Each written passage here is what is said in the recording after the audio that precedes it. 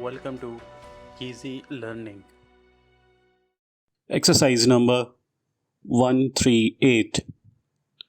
One who arbitrates is called an arbitrator, and there is a growing tendency to submit all disputes to arbitration by a third party.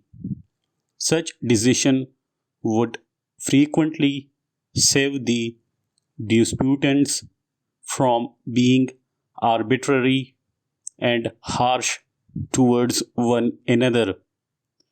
Whereinsoever amends may be made, it is thought by some that a universal language would foster the spirit of arbitration throughout the universe.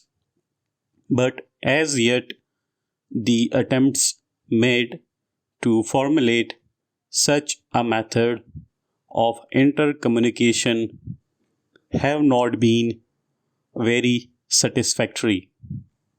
There can be no doubt that telegraphic communications by telegram and wireless work for the cause of peace.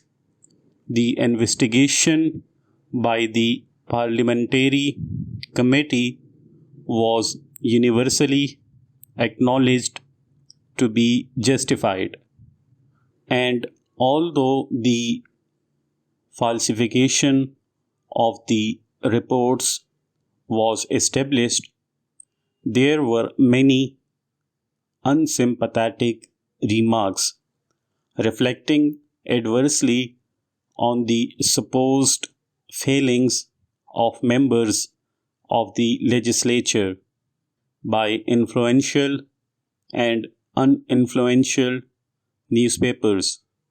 All Englishmen, however, should be proud of the legislative bodies of England and should be sympathetic towards all endeavors to effect any intelligent, progressive reforms.